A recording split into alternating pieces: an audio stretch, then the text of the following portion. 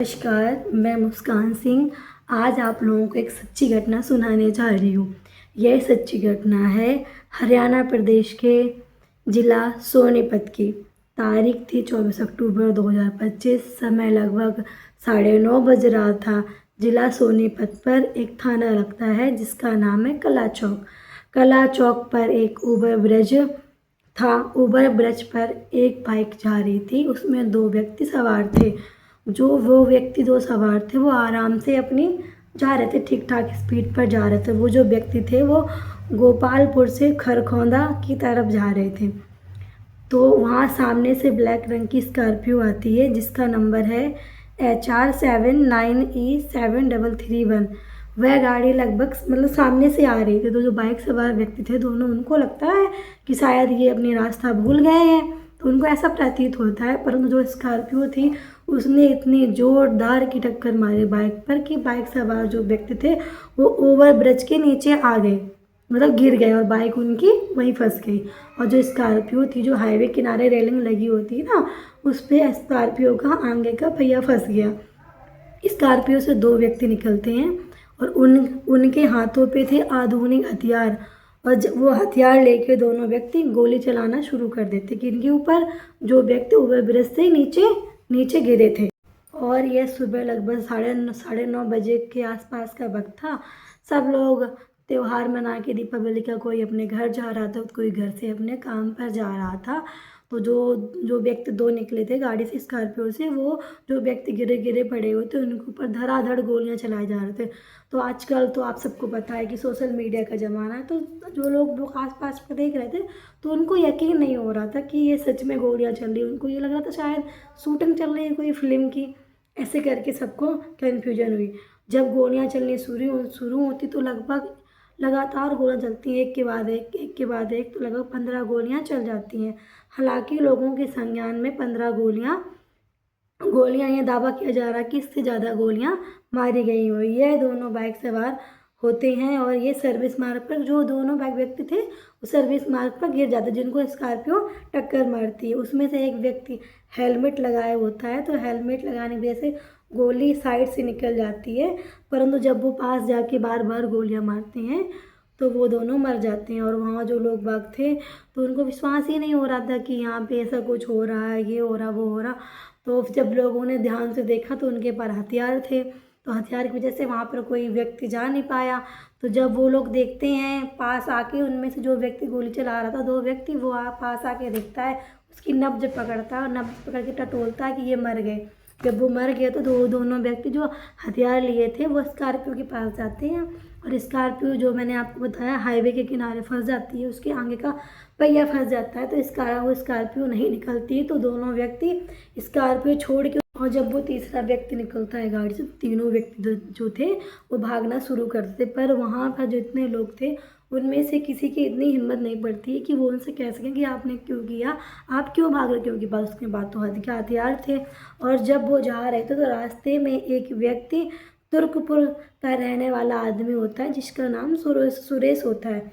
सुरेश अपनी बाइक से जा रहा था, तभी हथियार दिखाकर, वो जो 3 व्यक्ति थे उन्होंने हथियार दिखाकर उससे बोला कि चुपचाप रहो, शोर मत मचाओ, अपनी बाइक मुझे दे दो, नहीं तो तुम्हें गोली से उड़ा देंगे। तो सुरेश नाम का व्यक्ति अपनी जान बचाने के लिए चुपचाप रहता है बेचारा, और अपनी बाइक दे देता है। और जब वो चले जाते हैं तो वहाँ पर, जहाँ वो ओवर ब्रिज था कलाकौंज का, जहाँ वो व्यक्ति मरे पड़े थे, वहाँ पर लग जाती है भीड़। इसी बीच एक बुजुर्ग आदमी वहाँ पर निकल कर आता है और तेज तेज से दहाड़े मारकर रोने लगता है। तो वहाँ के लोगों ने पूछा, जो आसपास थे, कि आप कौन हैं और आप क्यों रो रहे हो। तो वो व्यक्ति बताता है कि मेरा नाम बुद्धराम है और मैं वार्ड नंबर 6 के गोपालपुर का रहने वाला हूँ, और इनमें से जो मारे गए हैं उनमें से वो एक हमारा बेटा है और एक हमारा पोता है। जो बेटा है उसका नाम धर्मवीर है और जो पोता है उसका नाम मोहित है। जो उसका बेटा है उसकी उम्र लगभग 50 साल थी और जो पोता था उसकी उम्र लगभग 25 साल थी। जब उस बुजुर्ग आदमी को रोता हुआ लोगों ने देखा तो पुलिस को फ़ोन करा। पुलिस वहाँ पे आती है और पुलिस जब मौके पे आती है तो पूछती है आप कौन हैं, तो वो बताता है मैं इनका दादा हूँ और इनका पिता हूँ। तो पुलिस पूछती कि आप कहाँ जा रहे थे? तो वो व्यक्ति बोलता है मैं गोपालपुर की तरफ जा रहा था, मुझे खरखौदा जाना था, मेरी कोर्ट में पेशी थी। मतलब जो वो दो व्यक्ति मरे हुए उनके दादाजी, मतलब एक के फादर और एक के ग्रैंडफादर। तो ये बोलते हैं कि मैं वहाँ जा रहा था। यह जो कलाकौंज है इसमें कला चौक पर उतर गया था। वो जो व्यक्ति बोलता है जो कला चौक है मैं यहाँ पे उतर गया था। यह थोड़ी सी बाइक आगे ही बढ़ी थी, मैं समझ नहीं पा रहा था कि आखिरकार क्या हो रहा है। जो व्यक्ति था, जो उसका दादा था और पिता था, वो व्यक्ति ये बोलता है जब तक मैं मौके पर पहुँचता हूँ तब तक ये सब कांड हो चुका था। पुलिस पूछती है बुद्धिराम से कि आपकी किसी से पर्सनल दुश्मनी थी क्या, क्या कुछ था? मतलब वो पुलिस पूरी छानबीन कर रही थी, पर जो बुद्धिराम था बेचारा वो बोलने की हालत में नहीं था, उसको सदमा लगा था। जाहिर से बेटा और पोता चला जाए तो वो इंसान क्या ही बोल सकता है, ये आप लोग अंदाज़ा लगा सकते हैं। पोस्टमार्टम के लिए दोनों लाशें ले जाते हैं, साथ ही स्कॉर्पियो कार वहीं फंसी थी। पुलिस भी जानने की कोशिश कर रही थी कि आखिरकार मामला क्या है। तभी पुलिस ने मौके पर लगभग 21 खाली खोखे पाए, जो दो जिंदा कारतूस भी बरामद हुई। साथ ही जो ब्लैक रंग की स्कॉर्पियो होती जिसका नंबर होता है HRE 797331, ये गाड़ी है। इसके बारे में पुलिस पता लगाना शुरू कर देती। दरअसल पता चलता है कि सेल्फ ड्राइवर जो होते हैं वो खुद गाड़ी चलाते हैं और किराए में गाड़ी ले जाते हैं। तो इस तरह से 300 रुपये पर डे गाड़ी का किराया लगता है। 21 अक्टूबर सन 2025 को ही 3-4 दिन लगातार गाड़ी उनके पास थी। छानबीन करने के बाद पुलिस को पता चलता है कि राहुल नाम का व्यक्ति है जो अपना आधार कार्ड और ज़रूरी डॉक्यूमेंट्स जमा करने के बाद जो स्कॉर्पियो गाड़ी थी उसने किराए पे 3-4 दिन के लिए ली थी। तो पुलिस ने परिवार से पूछा क्या तुम राहुल को जानते हो? राहुल का पता चलता है कि राहुल खरखौदा का रहने वाला है। उसी के साथ 2 लड़के और थे। वो लड़के कौन थे? फिलहाल पुलिस उनकी जानकारी ले रही, पता कर रही है, जांच पड़ताल कर रही है। मीडिया मौके पर आ जाती है पता करने के लिए आखिर डबल मर्डर हुए तो हुए कैसे। दिवाली के 2 दिन बाद बहुत भयानक हादसा हो जाता है। जब पुलिस छानबीन करती है तो पुलिस को पता चलता है कि ये एक दुश्मनी थी जिसका बदला लिया गया है। यह दुश्मनी है 17 नवंबर 2020 की है। दरअसल एक लड़का जिसका नाम नितिन होता है, नितिन अपनी कक्षा 12 की पढ़ाई पूरी करने के बाद अपने मामा के गांव, जो गांव पड़ता है झंझर के असोदा में चला जाता है अपने मामा के घर। उसका मामा हलवाई का काम करता है, तो वो उसी के यहाँ रहने लगता है और हलवाई का काम करने लगता है। इसी बीच दिवाली आ जाती है। दिवाली के त्यौहार मनाने की लड़का नितिन 12 से 16 नवंबर अपने घर आ जाता है, दिवाली का त्यौहार करता है। 17 नवंबर को अचानक नितिन अपने घर से गायब हो जाता है। माँ बाप परेशान होते हैं। माँ बाप ने सबसे पहले उसके मामा को फ़ोन किया कि कहीं नितिन आपके पास तो नहीं आ गया। तो उसके मामा ने बोला नहीं आया है। तो उसके माँ बाप बहुत ढूंढते, बहुत परेशान होते, जगह जगह ढूंढते हैं। लगभग वक्त बीतता जा रहा था, 17, 18, 19, 20 डेट निकल गई। माँ बाप बहुत ज़्यादा परेशान हुए। 25 नवंबर 2020 को एक लाश मिलती है गोपालपुर और KMP एक्सप्रेसवे के पास IMT। वहाँ झाड़ियाँ और जंगल पर पड़ी हुई हालत में पड़ी हुई छत विकसित लाश मिलती है। ऐसा लगता है जैसे किसी जानवर ने उसे नोच कर खाने की कोशिश की है। आखिरकार पुलिस को इस मामले की जांच पड़ताल करना शुरू कर देती है, तो उसमें से 2 नाम निकल कर आते हैं, जिसमें से पहला नाम था मोहित, जो कि गोपालपुर का रहने वाला व्यक्ति था, और उनमें से एक उसका दोस्त था, उसका नाम नितिन होता है। तो आखिरकार जो व्यक्ति होता है मोहित, वो पकड़ा जाता है।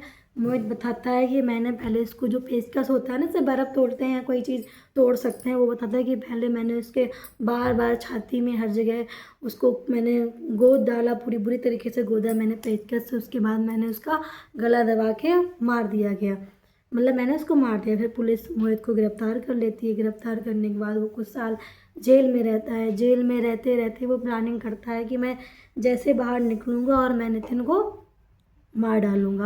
तारीख 29 अक्टूबर 2024 24 की दिवाली का पर्व था। यह त्यौहार 29 अक्टूबर से लगभग 3 नवंबर तक चला। इसी बीच में मोहित अपने किसी रिश्तेदार के साथ बाइक में जा रहा था और बाईपास से अपने घर की तरफ जा रहा था और एक बाइक सवार आता है उसके पीछे और धड़ाधड़ गोलियों की बरसात कर देता है, जिससे कि मोहित के पीठ पर काफ़ी गोली लग जाती है, तो वो घायल हो जाता है। और जो आगे का व्यक्ति था वो हेलमेट लगाए हुए बैठा था और वो समझ जाता है, तो काफ़ी तेज़ गाड़ी चला के निकल जाता है और जिसने गोली मारी थी वो भी व्यक्ति भाग जाता है। फिर पुलिस कंप्लेन होती है, पुलिस इस मामले की जांच करती है और फिलहाल मोहित बहुत ज़्यादा घायल हो जाता है, तो उसके उपचार के लिए PGI रोहतक में भर्ती करा जाता है और उसकी तबीयत ठीक हो जाती। आखिरकार गोली चलाने वाले कौन थे और गोली क्यों चलाई, पुलिस इसका पता लगाती है। पता लगाने के बाद पता चलता है कि इनका नाम राहुल था और 1-2 का नाम पूछा जाता है, परंतु नितिन सैनी की जो हत्या हुई थी उसका मामला था। लेकिन राहुल कुछ हाथ पांव जोड़कर मिन्नतें मान के समझौता कर लेता है, बोल देता कि मुझसे गलती हो गई है, दोबारा नहीं होगा ऐसा कुछ।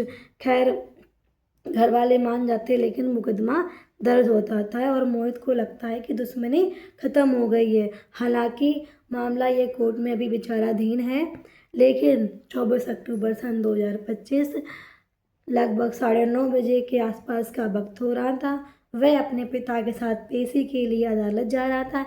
इसी बीच एक स्कॉर्पियो आ जाती है ब्लैक कलर की, उसमें से 2 व्यक्ति निकलते हैं। इसी बीच स्कॉर्पियो आ जाती है ब्लैक कलर की स्कॉर्पियो में 2 जो व्यक्ति जा रहे थे, पिता और पुत्र, उसको जोरदार की टक्कर मार देते हैं। जैसे ही टक्कर मारते हैं तो वो जो बाइक थी वो ओवरब्रिज के नीचे गिर जाती है, जिसमें से स्कॉर्पियो से निकल गए 2 व्यक्ति ताबड़तोड़ हथियार से गोलियां चला देते हैं, जिसमें से मोहित के पिता धर्मवीर मारे जाते हैं और इस घटना की गूंज पूरे देश में फैल रही थी। वहाँ पे जो लोग थे वो सोचने पे मजबूर हो गए कि आखिर ऐसा क्यों हुआ और कैसा हुआ। और ना ही केवल उसकी पत्नी विधवा हुई, उसकी माँ भी विधवा हुई और जो मोहित सैनी था उसका 1 वर्ष पहले ही ब्याह हुआ था और उसकी जो पत्नी थी वो प्रेग्नेंट है।